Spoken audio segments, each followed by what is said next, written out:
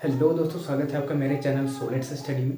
इस वीडियो में हम बात करेंगे 1878 के वर्नाक्यूलर प्रेस एक्ट के बारे में। इससे पहले मैं बात कर चुका हूं 1867 के प्रेस एक्ट के बारे में। अगर आपने वो वीडियो नहीं देखा है तो जाकर देख लीजिए, प्लेलिस्ट में है। तो चलिए शुरू करते हैं।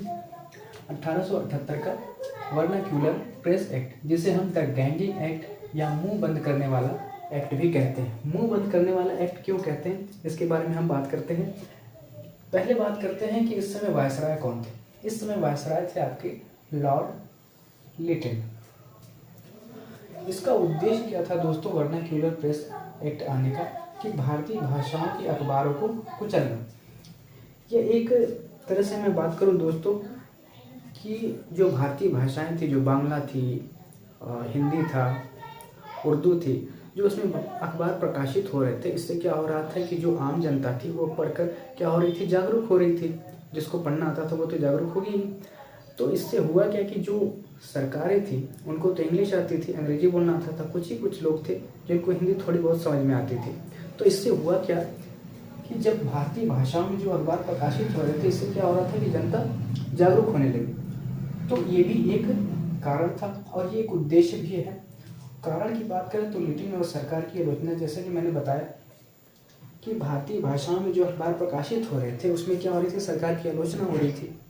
और जब आलोचना हो रही थी तो लॉर्ड लिटिल ने क्या किया कि वर्नाक्यूलर प्रेस एक्ट लाया, जिसे हम क्या कहते हैं, मुंह बंद करने वाला एक्ट। इसमें प्रावधान क्या थे दोस्तों, इसमें प्रावधान यह था कि जो मजिस्ट्रेट था, डिस्ट्रिक्ट मजिस्ट्रेट था, उसे क्या उपाधि दी गई, दंड नायक की। क्या दिया गया कि वो दंड भी दे सकता है।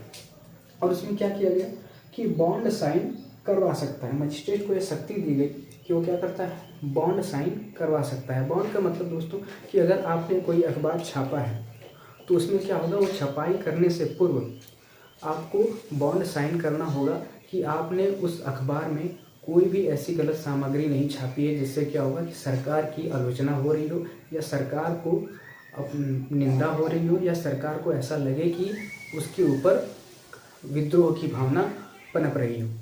तो ये था दोस्तों बॉन्ड। तो मजिस्ट्रेट के पास क्या शक्ति दी गई कि बॉन्ड साइन करवा सकता है। और क्या शक्ति दी गई कि इसका निर्णय अंतिम होगा, कोई अपील नहीं की जा सकती। इसकी दूसरी शक्ति ये दी गई कि डिस्ट्रिक्ट मजिस्ट्रेट जो है वो दंड दे सकता है और क्या कर सकता है, इसका निर्णय अंतिम होगा। अगर उसने कोई निर्णय दे दिया कि इसको फांसी पे चढ़ाओ तो वो निर्णय अंतिम होगा। इससे क्या होगा कि आप ना तो किसी कोर्ट या किसी जज के पास जाकर अपील कर पाएंगे।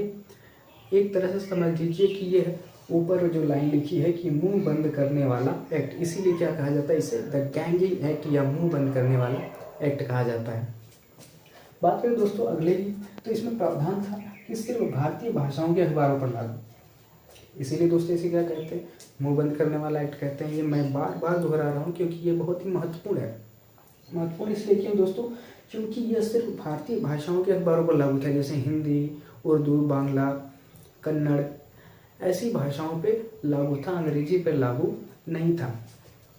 और दोस्तों इसका प्रभाव क्या पड़ा दोस्तों, इसकी प्रतिक्रिया क्या हुई कि अमृत बाजार पत्रिका, आपने बताया, मैंने 1867 में बताया था, अमृत बाजार पत्रिका जिसे कौन संचालित कर रहा था, शिशिर कुमार घोष और मोतीलाल घोष द्वारा चलाए जा रहे थे। वो क्या हुआ कि रातों रात जैसे ही ये एक्ट पारित हुआ और जैसे ही लोगों ने इस प्रावधान को पढ़ा, उसमें क्या किया, रातों रात अमृत बाजार पत्रिका को क्या हुआ, रातों रात बांग्ला भाषा से अंग्रेजी भाषा में बदल दिया गया।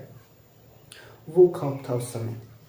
आप सोच सकते हैं कि वो क्या स्थिति रही होगी अगर दंड नायक, अगर मान लीजिए वो बांग्ला भाषा में होता और उसमें सरकार की आलोचना रही होगी, क्योंकि वो रातों रात तो चेंज हो गई होगी। तो हो सकता है कि उस समय उसमें वो चीज़ें लिखी रही हों, लेकिन रातों रात उसे भी बदल दिया गया हो। सिर्फ भाषा ना बदली होगी बल्कि विचार भी बदल गया हो। तो इससे हुआ क्या कि जब बॉन्ड साइन करवा सकता है और ये सब जब इन लोगों ने पढ़ा तो क्या किया कि रातों रात बांग्ला भाषा से अंग्रेजी भाषा में बदल दिया गया समाचार पत्र को।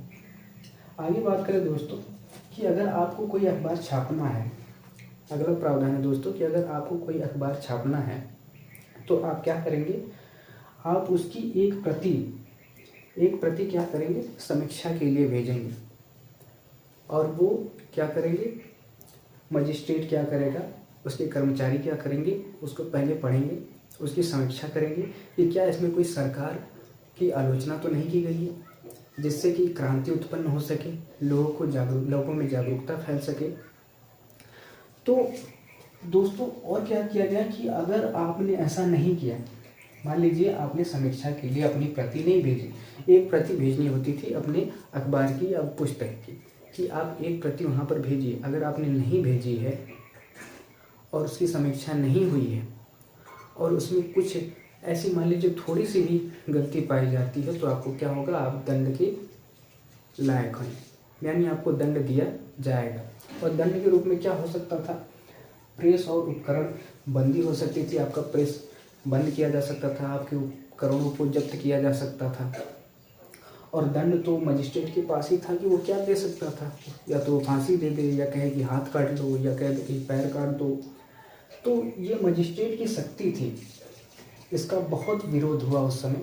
वो विरोध प्रतिक्रिया मैं आपको बाद में बताता हूँ। पहले बात सुने कि इसे देसी भाषा समाचार पत्र भी कहा जाता है।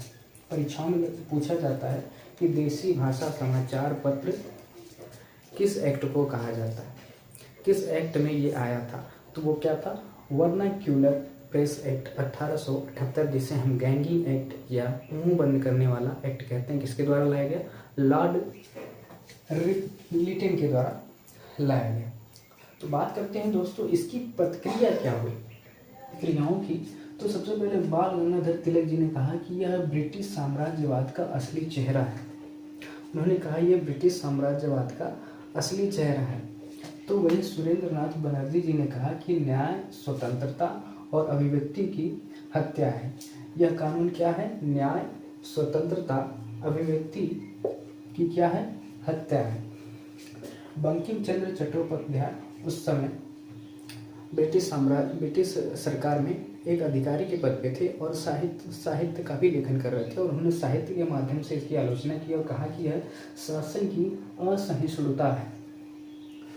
या दोस्तों इसकी समाप्ति की बात करें तो लॉर्ड रिपन द्वारा इसे असंवैधानिक करार दिया गया और इसे क्या कर दिया गया, बंद कर दिया गया। उन्होंने कहा कि यह असंवैधानिक है, यह संविधान के दायरे में नहीं आता है, जो यह क्या वर्नाक्यूलर प्रेस एक्ट है, और इसे क्या किया, बंद कर दिया। दोस्तों बात करें दोस्तों लॉर्ड रिपन को, तो लॉर्ड रिपन को भारत में उदारवादी, भारतीयों का मित्र, भारतीय स्वशासन के जनक के रूप में जाना जाता है। क्या कहा जाता है दोस्तों, उदारवादी, भारतीयों का मित्र, भारतीय स्वशासन के जनक। तो उम्मीद करता हूँ दोस्तों आपको ये वर्नाक्यूलर प्रेस एक्ट समझ में आया होगा। ये लगभग हर परीक्षा में इससे क्वेश्चन आते हैं। अगर मॉडर्न हिस्ट्री की बात की जाए तो उसमें वर्नाक्यूलर प्रेस एक्ट से बहुत सारे क्वेश्चन आते हैं, जिसमें से ये जरूर पूछा जाता है कि लॉर्ड रिपन उदारवादी, भारतीयों का मित्र और भारतीय स्वशासन के जनक थे। ठीक है दोस्तों, तो उम्मीद करता हूँ आपको वीडियो अच्छा लगा हो। अगर अच्छा लगा है तो लाइक कर दीजिए, और चैनल पर नए हैं तो सब्सक्राइब कर लीजिए, और ज़्यादा से ज़्यादा शेयर करिए। Thank you.